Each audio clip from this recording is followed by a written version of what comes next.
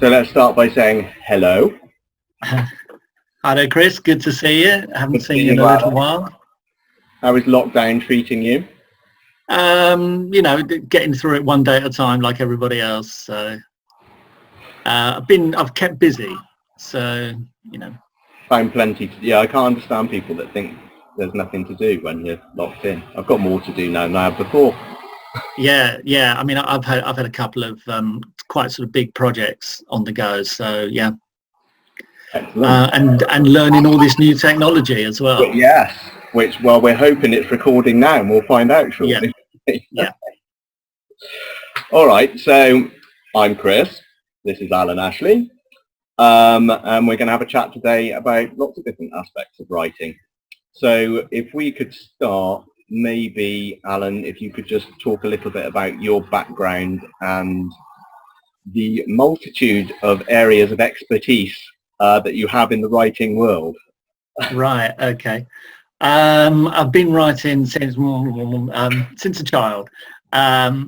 I think I made my first submission to a magazine when I was about 14 or 15. Obviously, it got bounced, but that's my ambition was always there. I always wanted to be a writer. I didn't think it would quite turn out how it has. I suppose one always has these dreams of you write something and then like J.D. Salinger, you write one novel and you just live off the proceeds for the rest of your life.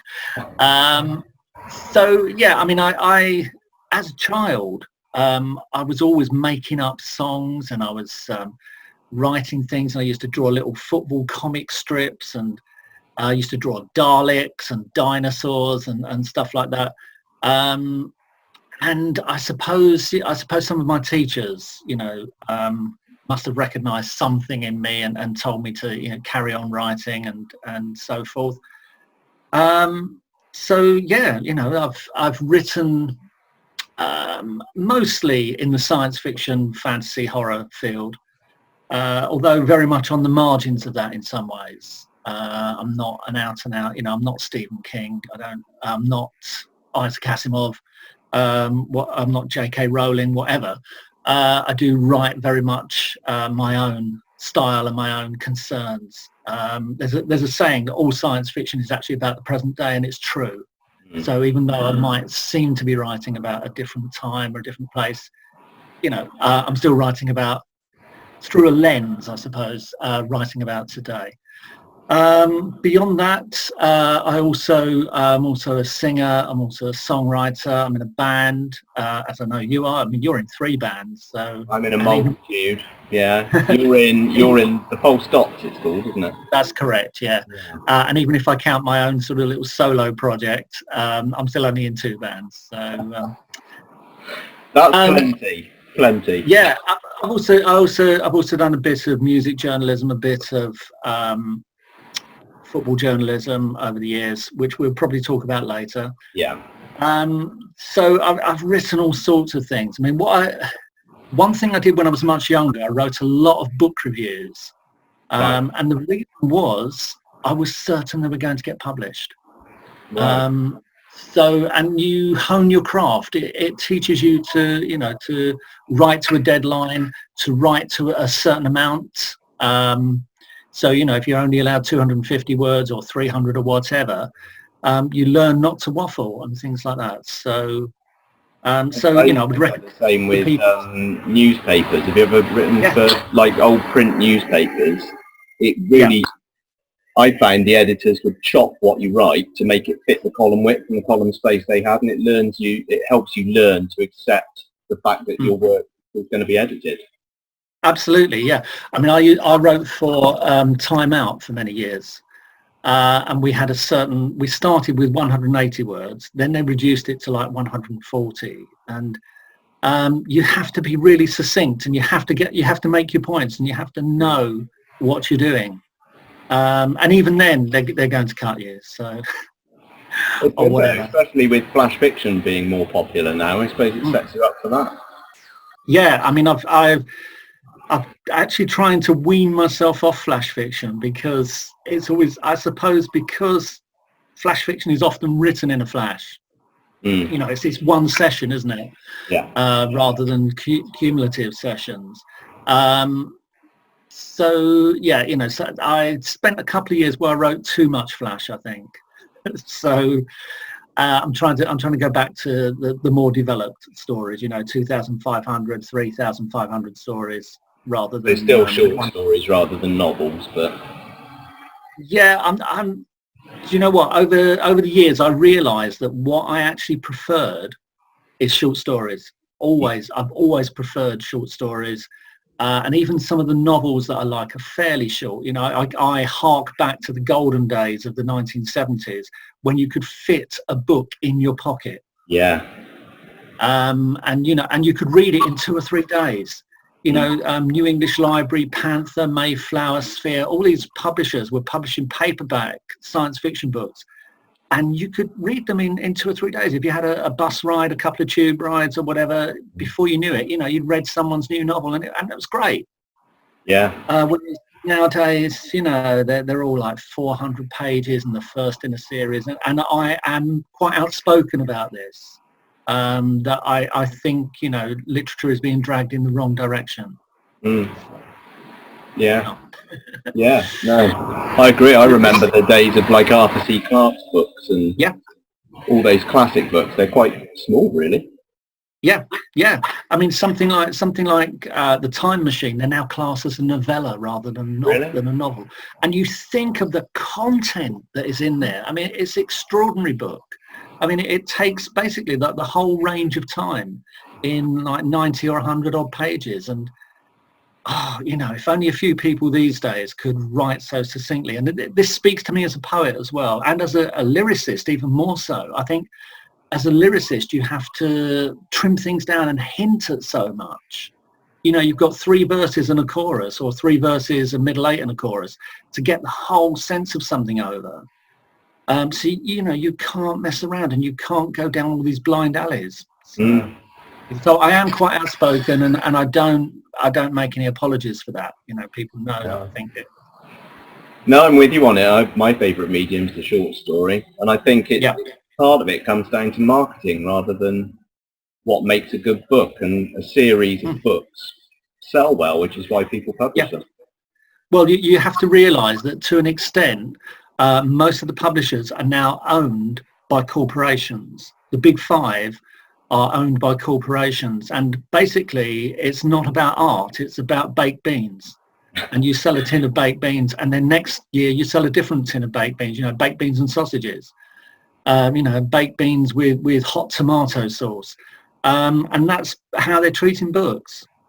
Yeah, I haven't heard the baked bean analogy before. I like that.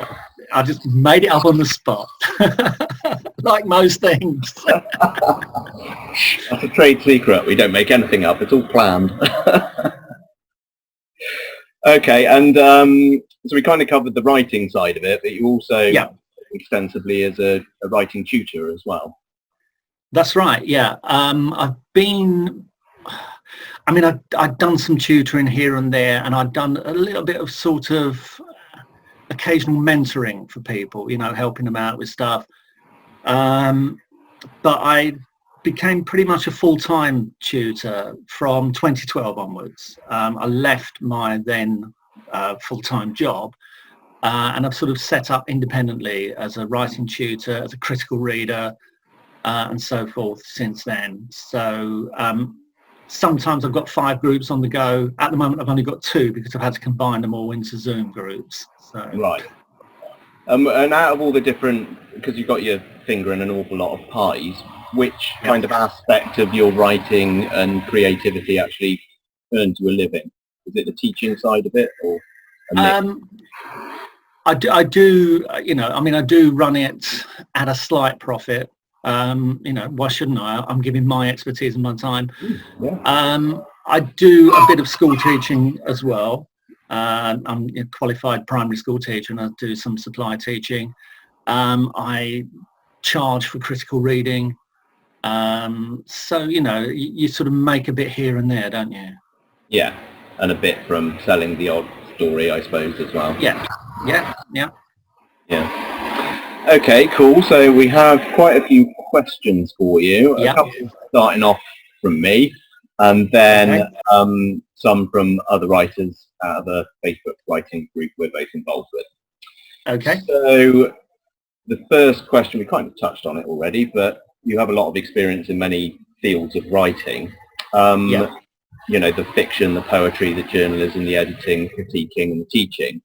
Which of these activities do you like the best, and which do you find the most rewarding? Oh, I wouldn't choose between them. You know, I've actually said that on my gravestone they might put one word and it would be teacher.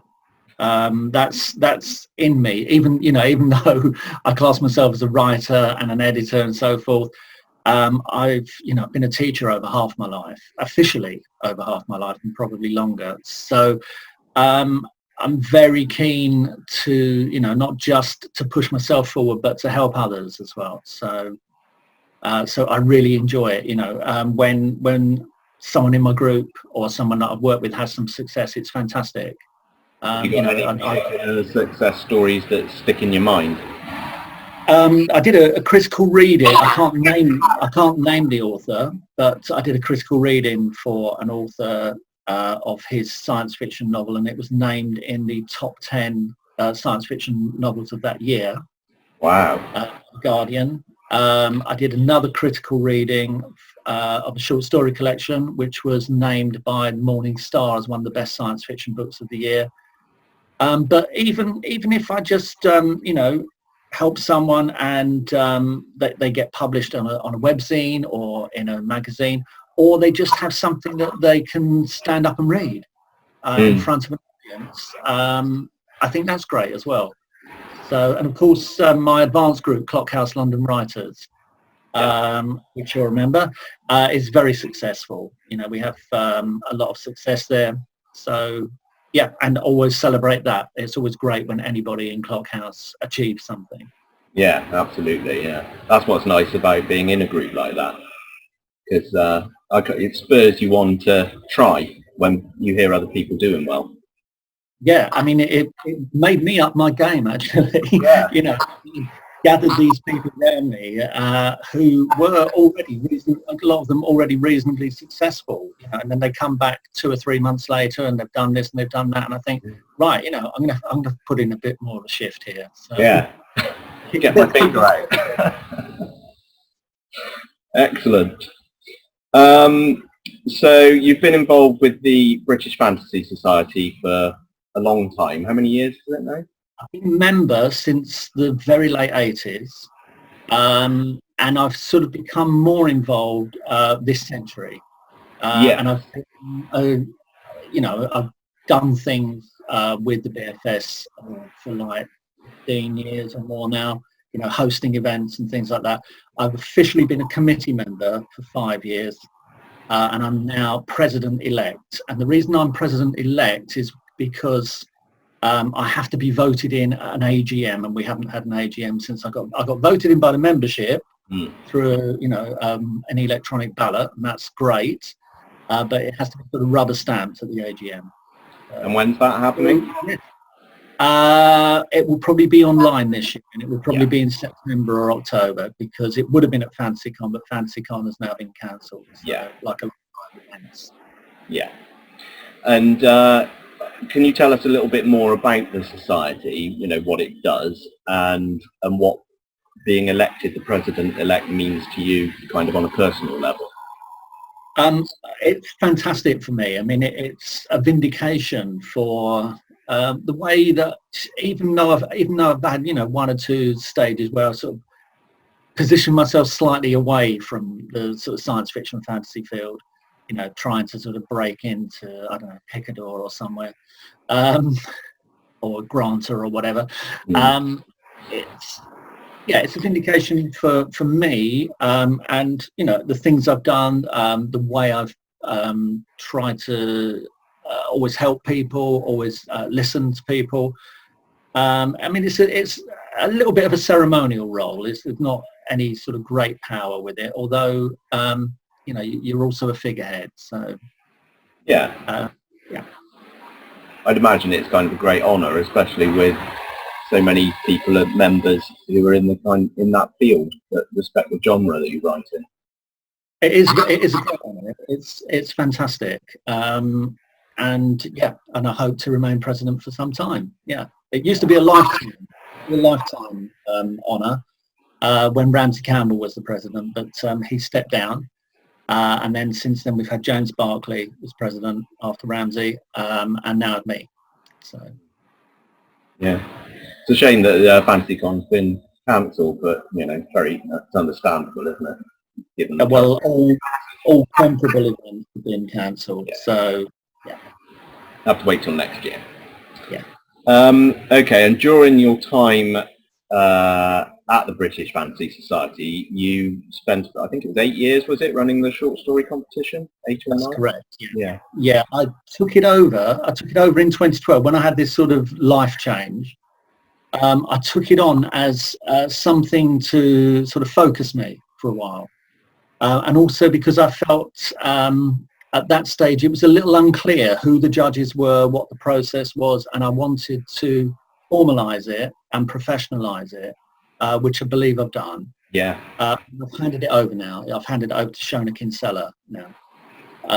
So I did it for 8 years, published some brilliant stories, had some great entries, and yeah, have established it as a regular event on the calendar. So yeah. And Shona looks like she's keeping everything you set up in place and continuing with it, which is nice as well. Yeah.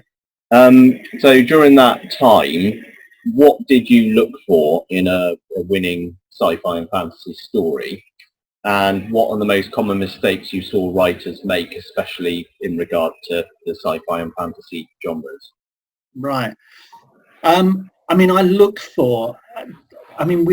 out of the 8 years, about 4 of the overall winners just immediately became the winner. The moment I read it, it was something different, something outstanding, a different approach, something unexpected.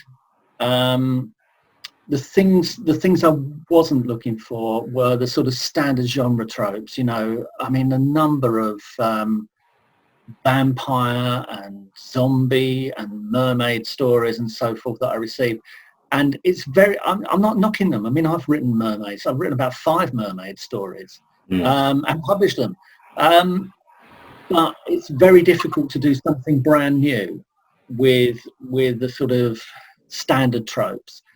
So I was looking for people who did something different, took a different view on things, see things from a different angle. I mean, there's a brilliant quote which I try and live by, from Emily Dickinson, the late American poet, who said, "Tell it true, but tell it slant." Yeah. And this is what I try to do as a writer, and it's what I look for other people to do and advise other people to do. So look at something, but look at it from a different angle. Take that imaginative leap. So, and also, I mean, I had a small percentage of entries where people hadn't read the guidelines. So I was sent novels, I was sent epic poems, I was sent illustrated work, and I'm not knocking any of those things, but it was clearly a short story competition. I've made it clear that it's a short story competition. So my advice always is read the guidelines in full. Don't just read the first couple of pages and the email address, but read the guidelines in full, because you're wasting your own time. There are markets for novels. This wasn't one. Yeah. I think any judge I've spoken to says the same thing. I say it myself, because every year I get stories that are over the word count limit, and it's the most simple thing to abide by. Yeah. So, yeah. Okay, cool. Right, we'll move on to some questions now from some other writers. Okay. And we'll kind of start with the sci-fi fantasy themed ones and then move on to other stuff. So the first question is from Amanda Jane Davies. And she said, have you ever taken up Ray Bradbury's reading or writing challenges? I had to look this up. So did I. And what it seemed to be is that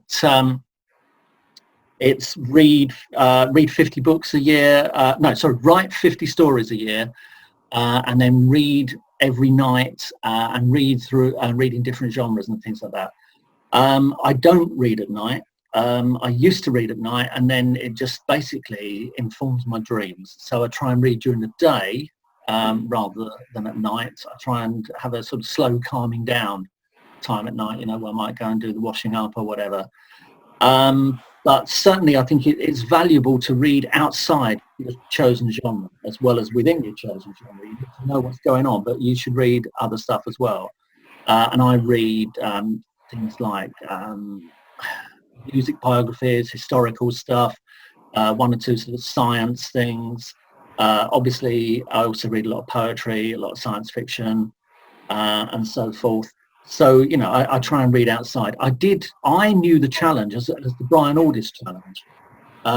So I was fortunate enough to know Brian for a couple of years towards the end of his life. And he had set himself the task of writing 50 stories in a year. And some of them got collected together and published as a book called The Pursuit of Happiness. Right.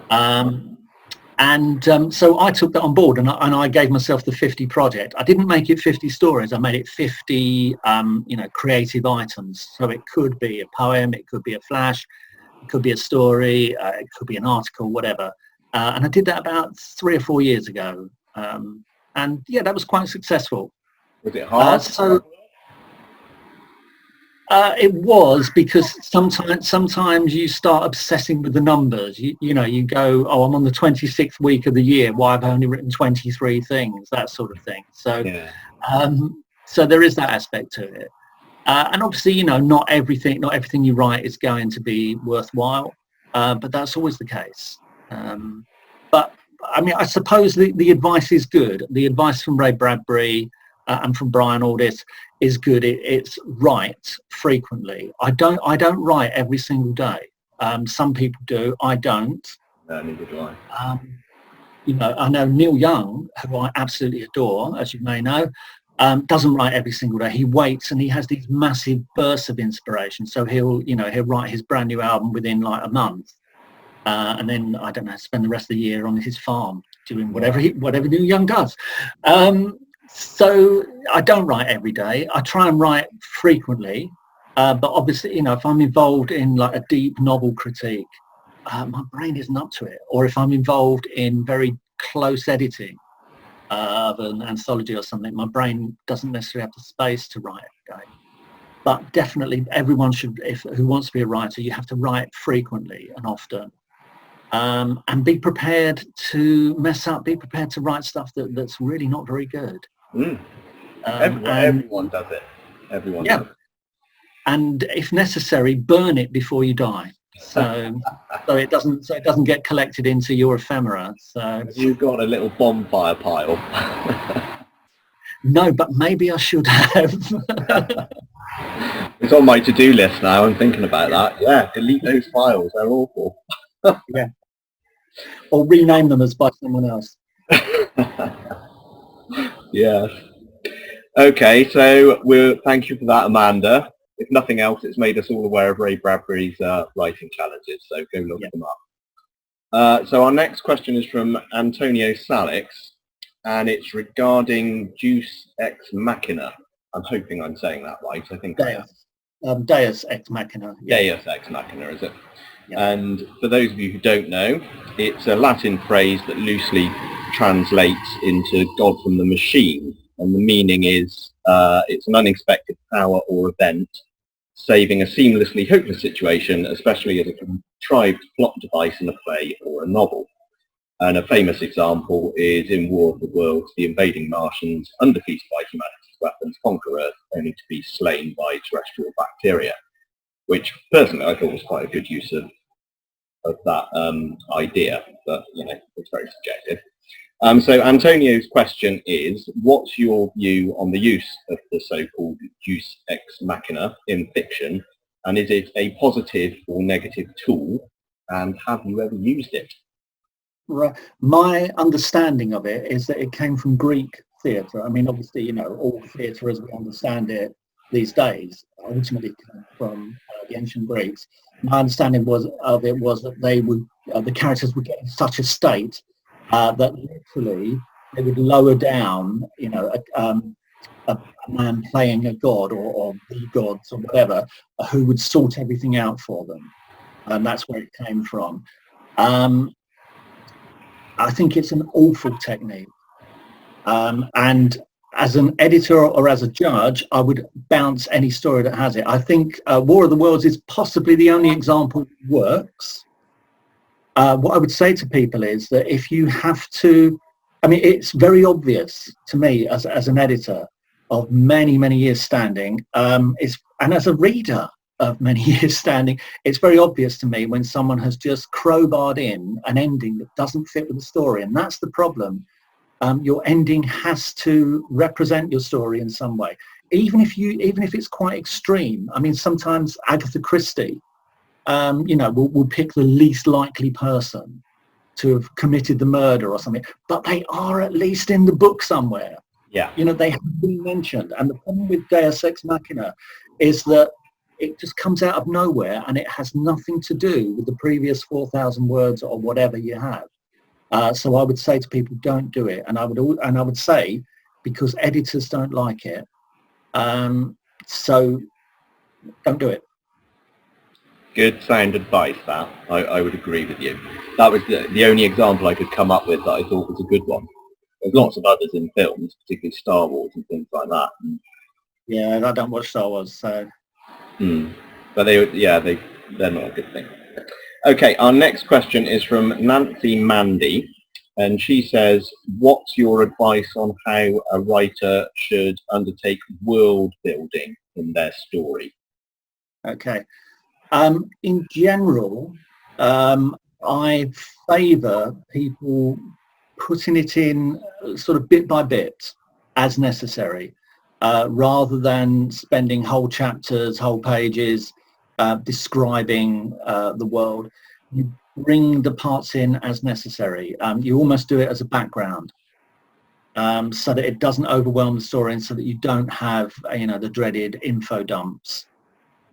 Not everyone feels like this, but I think, you know, a story has to have a story, and shouldn't just be fantastic description of you know, how you've created this world, blah blah blah. You want to have something you want to have people, characters that keep you interested in the story, and you will need to at some stage explain or build up, you know, their background or how their life works. But in general, if you can just sort of paste it into the background without being too obvious, that would be my chosen method. Terry Pratchett, I thought, was very good at doing that with his Discworld novels. Yeah. Are there any other kind of examples of authors that you would say do it well? You put me on the spot, and I can't say I can't say so at the moment. I've pinched the obvious example already. I'm trying to think, actually. Ian M. Banks was quite good at it as well. I haven't read all of his stuff. I'm not a fan of Ian M. Banks. No. Read a couple of his novels, really didn't get on with them. The Wasp Factory, I thought, was awful. I haven't read that, actually. I'm quite controversial in some of my opinions. So. There's nothing wrong with that. Good to have a different take on it. Yeah. Okay, let's move on to the next one. So the next one is from Leslie Truchet. Leslie Ann Truchet, interesting name. Do you have a favourite fantasy author? And if so, who is he or she and why? Right. I suppose over the years, the person I've most been influenced by is J.G. Ballard.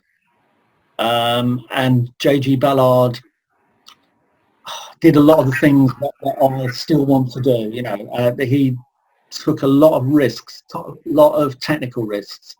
Some of his classic books, like The Atrocity Exhibition, are just fantastic. These sort of fractal novels, and I found that very inspiring. Yeah, I mean, I think there would be a lot of men, mostly my age, who are in some way involved in the writing field, who will be big Ballard fans. You know, for those of us with our reading growing up in the 70s in particular, yeah, we'll be big Ballard fans. I would also have to name Brian Aldiss, actually. You know, returning to some of his work, like Cryptozoic, or it's also called An Age, Hothouse. I realised, you know, how much I nicked from those. So I mean, I'm very much, my influence very much in terms of fiction is the new wave science fiction writers. So those like Ballard or Aldiss, Michael Moorcock, and others who sort of coalesced around the New Worlds magazine in Britain, and those who featured in Harlan Ellison's Dangerous Visions anthologies in America, people like Kurt Vonnegut. So yeah, so this is where I place myself. I mean, I consider that although I class myself as what's called a slipstream writer, I actually consider that really all I'm doing is just following on from what the new wave science fiction writers did. So there we go. And for those people who don't know, what do you define slipstream as? Slipstream is our world, but not quite. Right. So fantasy elements, kind of, or sci-fi elements thrown into it, or even horror elements. It's very much close to where we are, but not quite. So I mean, for years I thought I was writing what I call borderline science fiction, and then I heard the term slipstream and examined what they said about it and realised, oh, that's what I've been doing all this time. So there we are. And I edited a slipstream anthology back in 2008 called Subtle Edens. So, excellent. There you go, Leslie. You've got some names to go and check out now. So the next question is from Derek McMillan. And he says, what differentiates sci-fi and fantasy, and can they, the different genres, help readers to visualize the future? Okay. The basic difference between science fiction and fantasy is in science fiction, there's an element of plausibility. So you have a scientific innovation, and that can be very broad. That can be a social scientific innovation. So something like 1984 it's classed as a science fiction novel because of the social innovations there, or The Handmaid's Tale is science fiction for that same reason. So it doesn't have to be hard tech. It can be, and it can be across all the sciences. So we get a lot of climate change and catastrophe fiction and so forth. So science fiction is plausible, whereas fantasy, you have to have things that are inexplicable within our current understanding. You have to have not magic as such, but elements that you might class as magic, or things that never actually were. You know, often in fantasy, you're looking back to a golden age, and actually it wasn't really like that. You know. They didn't all fly around with angel wings and so forth. You know, we just wish they did. Can it help us? I mean, I said earlier, that science fiction is actually about the present day. It's not about the future. And even if we're looking at the future, we're seeing it through the lens of the present day. So pretty much all fiction in some ways, and sometimes is about the present day. And sometimes you have to be 20 years ahead of it. You have to go another 20 years on, then look back and go, yes, really, that's what that was about. You know, War of the Worlds, people see it as a part of the genre of England versus France wartime novels. So, you know, just throw that in. Yeah, no, that's really interesting. I mean, I don't think it's necessarily science fiction's job to tell the future or anticipate the future. I mean, in some ways, maybe it's to warn about the future, you know, or to warn about what's happening in the present that is going to create that future. I think Stephen Oram said something very similar. So, yeah. Okay, our next Stephen Oram, who's a member of Clockhouse Writers, I should add. And we're moving on to a question from another member of the group, Dave Langdale. And Dave says, what's the best way to stand out in genres with so many tropes? I mean, we've kind of covered this already, haven't we? When I saw Dave's question go up on the Facebook page, I thought, oh my God, I can't answer that. If I knew the answer, Dave, I'd keep it to myself and I'd be counting my millions. Part of it is luck. Part of it is being the right person with the right idea at the right time. I mean, A School for Witches was not a new idea, really wasn't. You know, there was Jill Murphy's The Worst Witch, for example, long before Harry Potter came along. You know, there had been galactic wars long before Star Wars came along. You know, there were plenty of, there were loads and loads of space operas in the 1940s and the 1950s, mostly as people tried to make sense of their wartime experience. So I wish I knew the answer to this, because I would be a very, very rich man. And I would share them. I'd share a bit of the money with Dave as well. All I would say, you know, something I learned when I was a younger writer. I did write and submit a few things which were quite derivative, and they were bounced, and they were rightly bounced. And I do always say to people, and I say this to my writers across all my groups, try to find your own voice, your own concerns, and, you know, write what is important to you. It's not about write what you know, it's write what you feel. And you know, that may make you successful, it may not, but you know, Dave's a great guy, he's a good writer, and he's going to get better. So go Dave. Go Dave, yeah. He's recently had a story accepted in Phantasmagoria magazine. Excellent, yeah. It's great. So, top work, Dave. Yeah. Okay, our next question is from Eileen Baldwin. And Eileen says, when you write about a fantasy character, do they become more real in your mind, more than they should be?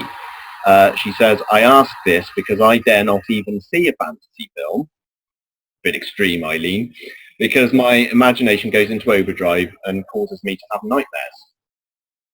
Okay. I'm more of a science fiction writer than a fantasy writer, so I tend not to write. You know, I tend not to have, I don't know, werewolves or hobbits or anything, or elves or anything like that, or gorgons or those sorts of characters. So I'm not necessarily the best person to ask on this. I think I mean, one way of dealing with this, I suppose, is to go and see the process. When I was a school teacher, we had Andy Serkis come to visit us, who plays Gollum.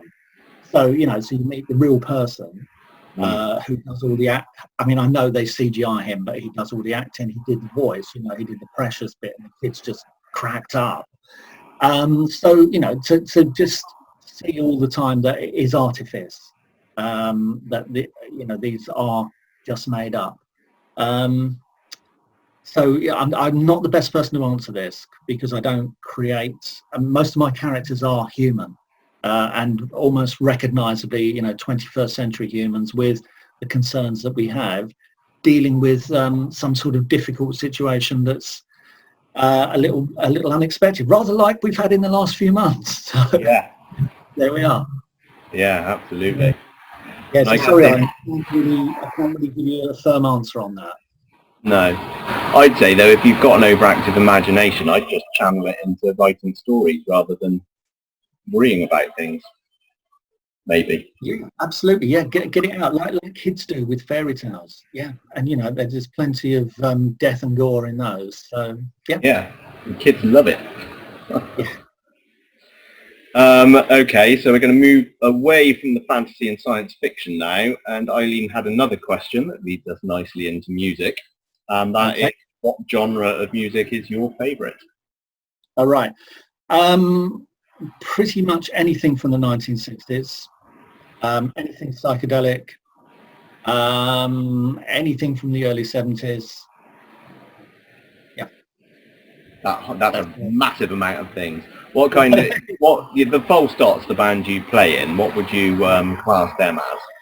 Right. Well, there's a battle goes on in the Full Stops because Roger wants us to be a punk band and I want us to be a psychedelic band. So that's the battle in the Full Stops. I mean, if I was to sort of name the people or the music that most inspires me, I would say Neil Young, number one. I first got into music following, I mean, seriously got into music following Hawkwind. Beyond that, you know, Kate Bush, the band Love, Spirit, The Doors, Mercury Rev. But I also like, you know, people like Rumour, Nora Jones, Ella Fitzgerald, you know, quite wide. Wide, eclectic mix. Yeah. Excellent. Sticking with the music theme, our next question is from Paul Mustaglio. I hope I'm pronouncing Paul's name right. I never know if I get it right or not, so apologies if I'm getting it wrong, Paul. He says, what types of music have you covered? This is talking about your music journalism, I think. Yeah. So what types of music have you covered? And, for example, I followed the band Genesis. Did you cover them, perhaps? My first really long publication was a chapbook about Hawkwind called The Golden Void. And, I mean, I even had to pretty much typeset it myself. I still get the occasional request for it from people living in Norway and so forth, you know, mad Hawkwind fans. So I did a lot of work covering Hawkwind. Besides that, I have written a few sort of cultural commentary pieces for the BFS and elsewhere, picking on, you know, writing about particular things. I wrote when Davy Jones of the Monkees died. I wrote a piece looking at how, almost like how my childhood was dying. I called it the long, slow death of the 60s. And I wrote a piece about, you know, growing older, about mortality and things like that. So, so I do, you know, cover other bands. I've not done anything specifically on Genesis. When you did the Hawkwind thing, because I'm a big fan of early Hawkwind anyway, yeah, did you get to interview any of them? Oh, God, yeah. I mean, I've performed with Hawkwind and I've met quite a lot of members and ex-members of Hawkwind. I was I was reasonably close to them for a couple of years. I did a few performances with them, and I have met people who aren't in the band anymore, people like Nick Turner. So I did get to chat to them and ask them a few questions about this and that. They weren't always that forthcoming, you know, so I just made up my own mind about things. So. Yeah. What about Lemmy? Did you ever meet him? I didn't meet Lemmy, no. Unfortunately, he'd long left the band and he was big in Motorhead at that stage. Yeah. I find Hawkwind fascinating because obviously I'm a Motorhead fan, so it's just interesting to see how that evolved out of that band, which is, I'll have to get a copy of the book of you. Yeah, sure. Absolutely. When they did the Lemmy documentary on BBC 4 a few years back, Dave Fox said that firing Lemmy was the best thing he ever did for him. Probably true, actually. Probably true. Excellent. Right, so our next question is from Michael Rumsey, and we're kind of moving on to the journalism side of things now. Michael says, I would love to hear about your football journalism, please. Did you write about the professional game, match reports perhaps, or club news? Yes, I did write about the professional game. I used to run my own little fanzine for my own football team as well, but that's another matter. So I wrote about the non-professional game. Yes, I did write about the professional game. I'm very pleased to have been part of what I would now class as the golden age of football fanzines, which was probably from like the mid to late 80s, very early 90s. If you want one touchstone, it's Nick Hornby's book Fever Pitch.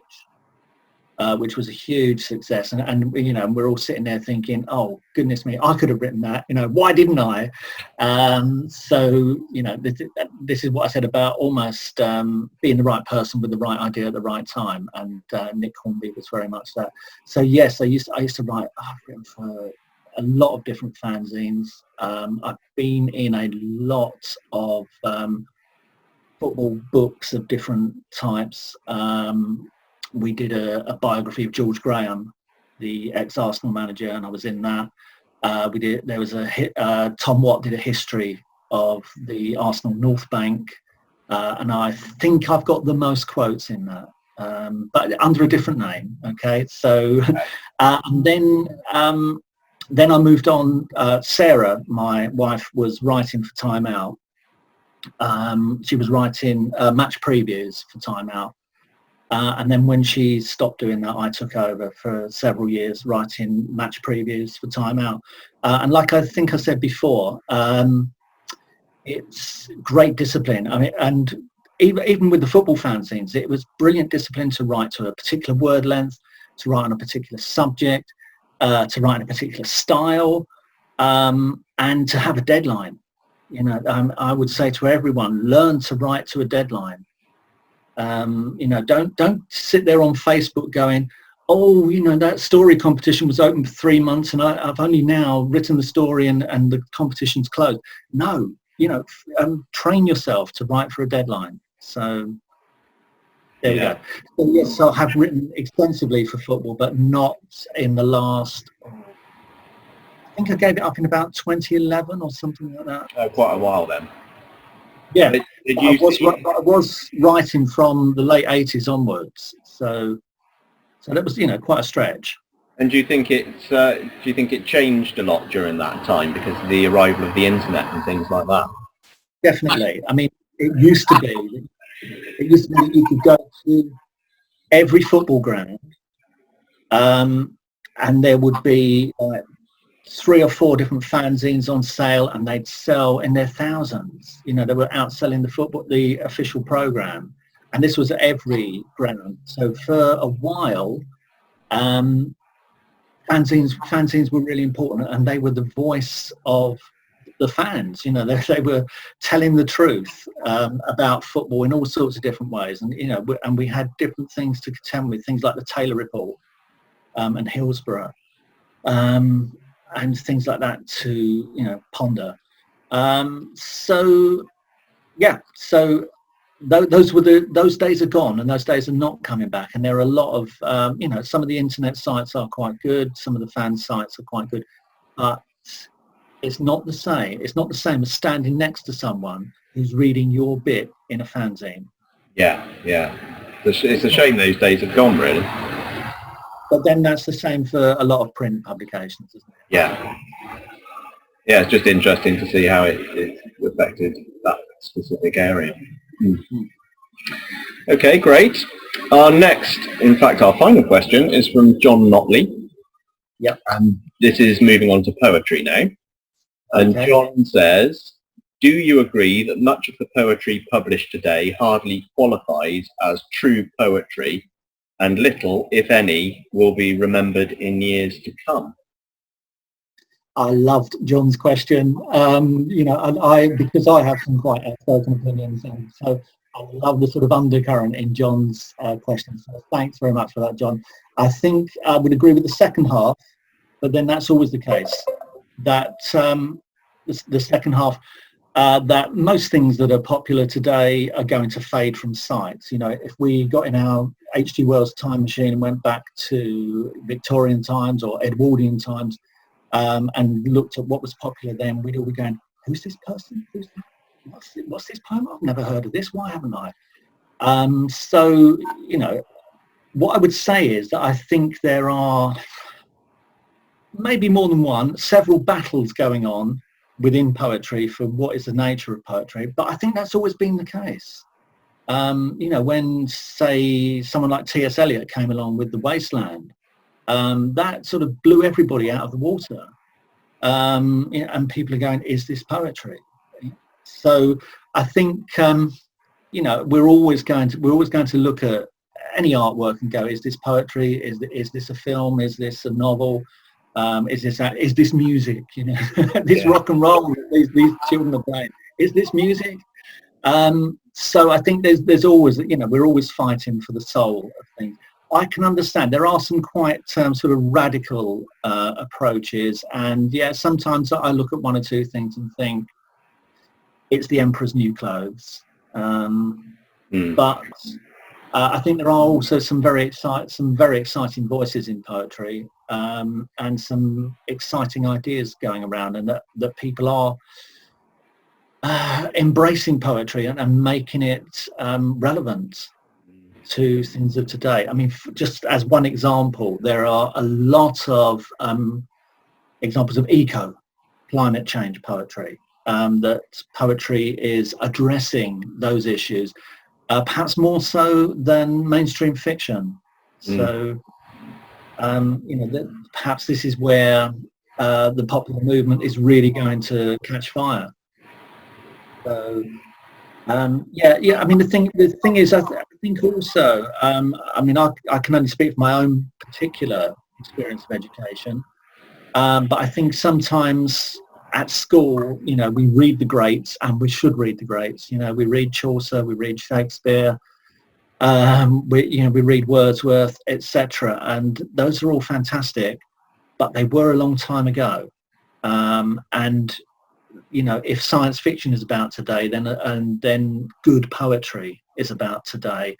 And although it may, you know, be resting on a sort of bed of everything that's gone before, it's still going to deal with what is concerning us today, and how do we address those concerns, and in what format do we address those concerns today. So, you know, poetry is thriving and is evolving. Some of it's good and some of it's bad. Yeah, I've noticed that that in Bristol anyway, I don't know what it's like in London, but before the COVID situation kicked off, there were a lot of spoken word events dedicated to poetry, and that seems to be becoming more popular as well, which is quite interesting. Yeah, I mean, pre-COVID, spoken word events were huge, and a lot of them included poetry and included flash fiction. I mean, I've hosted quite a few myself, as I know you have. Yeah, and you get different content, and some of it you warm to, and some of it you don't. What are your thoughts about the crossover between poetry and flash fiction? Because I quite often hear arguments that there shouldn't be, or there isn't any crossover between the two formats, and other people seem to think that there is. I've actually written a couple of things, and I've looked at them and then looked at them again, and I've thought, is this a poem? Is this flash fiction? And sometimes it comes down to, how am I able to market it? Where can I send it? Are they looking for flash fiction? If they're looking for flash fiction, it's flash fiction. If they're looking for poetry, it's a poem. Yeah.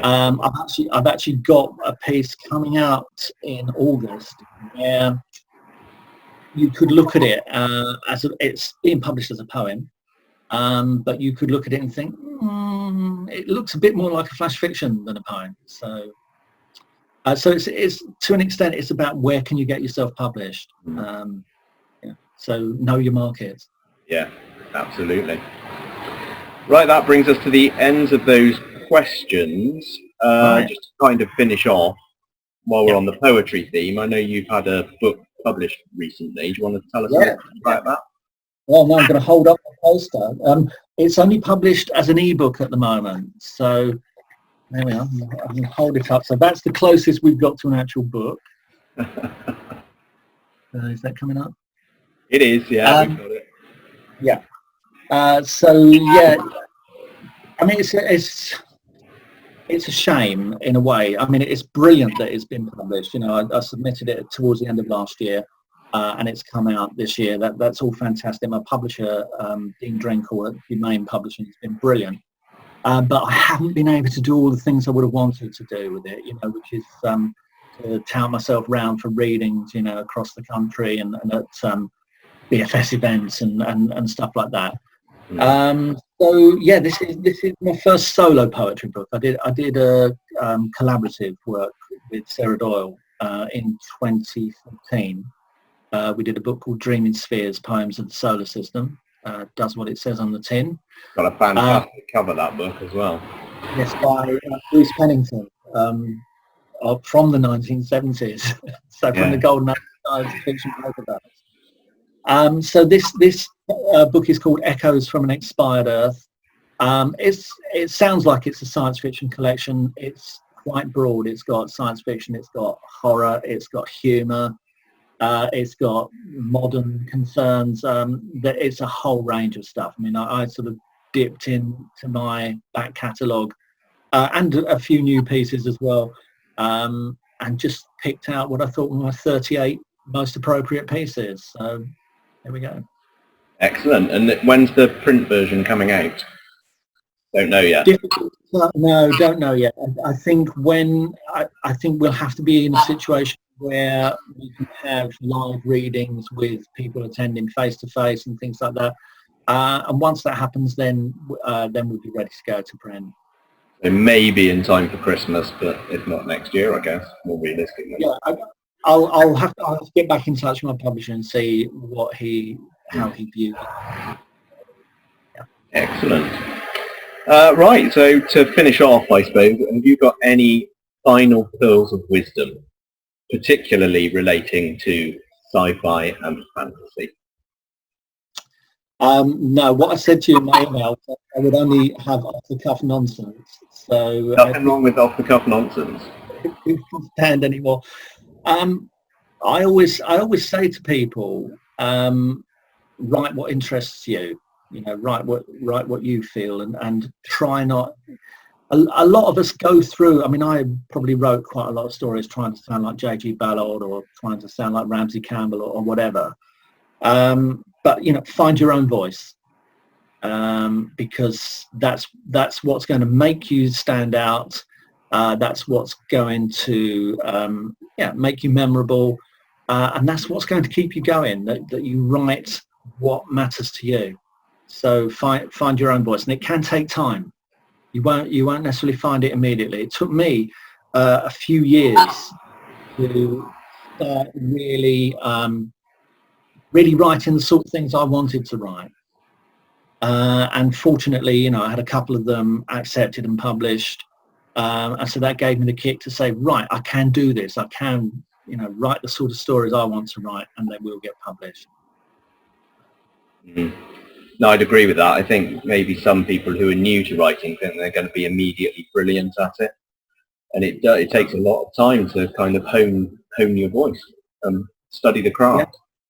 Yeah. And even then, you're going to be, the other pearl of wisdom is you're going to be rejected for the rest of your life.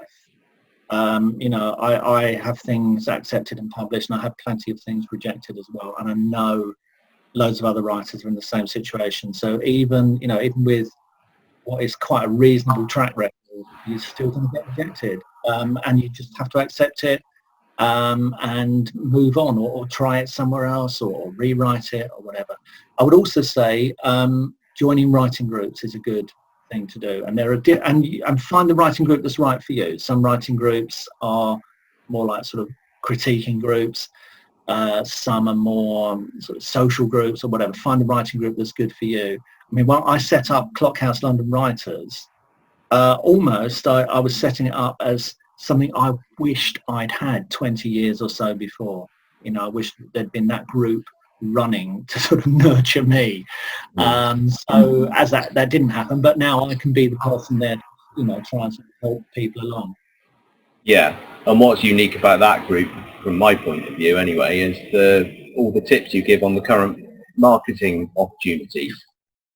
You know, I haven't seen a group like that before. It's really useful. I mean, all my run on the premise, you know, I mean, this is coming from being a teacher for so long. You don't walk into a classroom and say, write a poem, and then you walk out again, you know, because everyone's going to sit there and go, well, okay, well, what about? How do I do it? How do I start? What do I do? So I've always done it that, you know, to be focused, and often I'm led by, there's an opportunity here. You know, there's a magazine looking for submissions, and they want ghost stories. So, you know, how are we going to tell our ghost stories, or what ideas have we got for our ghost stories, or you know, they want something about the seaside, they want a poem about the seaside. Okay, well, let's collect some words, let's collect some sensory impressions of the seaside, let's take one of those as our starter. You know, this is how I work. So you can't write a vacuum. And you actually used a lot of the writing challenges where a lot of these questions have come from the people that have submitted to that. You've got hundreds of entries for me on all of those, I think, by using them in your various groups. I did, yes. I loved taking them. Yeah, the writing challenges are great. And I mean, I particularly love the cliche challenge. That is my absolute favourite, and I wish I'd thought of that one. That's my absolute favourite because, you know, it's inevitable. It's inevitable that one uses cliches, you know, in one's speech, and then sometimes in one's writing. It's inevitable that they creep in. That you know, that you're I don't know, you're so into the story that you end up writing as green as grass, as cold as ice, whatever. So what I love about the challenges is that you have to put them in, and then you can sort of get them out of your system a little bit. Yeah. Or you make yourself more aware. So the next time when you're describing the colour, you think, oh, right, I can't say as green as grass. That's a bit of a cliche. What can I say? So it makes you work a bit harder. Yeah, absolutely. And that leads me very nicely onto the fact that the next cliche anthology is out on Saturday. Whether I get this video edited in time for that to make any difference at all, who knows? We'll see. Okay. Thank you very much for your time, Alan. That was brilliant. Great to talk to you, Chris. Yeah, and hope to see you again soon. Likewise. Thank you very much. All right. Nice one. Cheers.